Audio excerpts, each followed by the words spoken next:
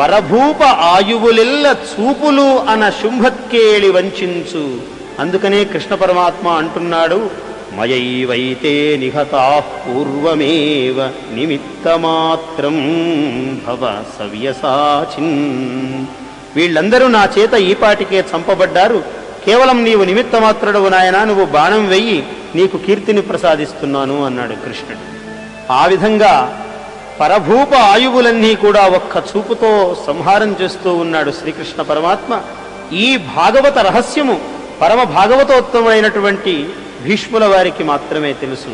అందువలన ఆయన ఇక్కడ చెబుతున్నాడు, పరభూప ఆయువులెల్ల చూపులు అన శుంభక్కేళి వంచించు ఈ పరమేశుండు వెలుంగుచుండెడెను మనఃపద్మాసనాసీనుడై.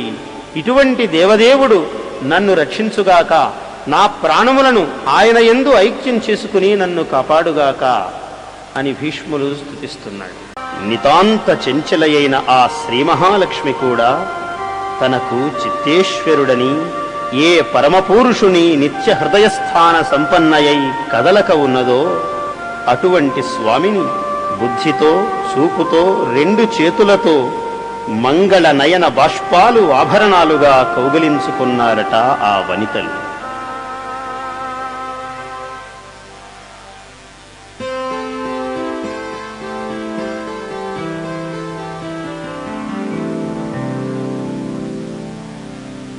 విదర్భ దేశాధీశుడైన భీష్మక నృపతికి 6 సంతానము. 5 అన్నదమ్ములలోనూ పెద్దవాడు రుక్మి కాగా కడగొట్టు చెల్లెలు రుక్మిణి. రుక్మిణి నిరంతర కృష్ణగత మానస, శ్రీకృష్ణాంకిత సర్వజీవన ఆమె.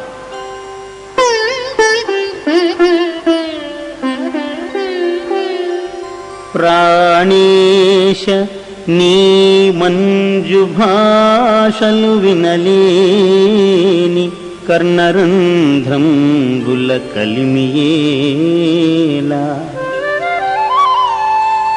పురుషరత్నమా నీవు భోగింపగాలేని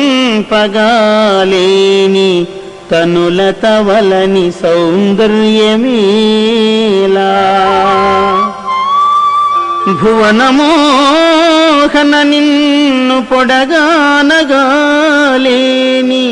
చక్షురింద్రియముల సత్వమేలా. దయిత నీ అధరామృతం వానగాలేని జిహ్వకు ఫలరస సిద్ధియేలా.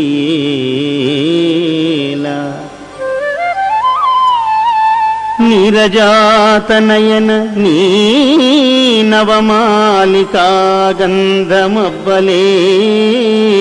ఘ్రాణమేలా.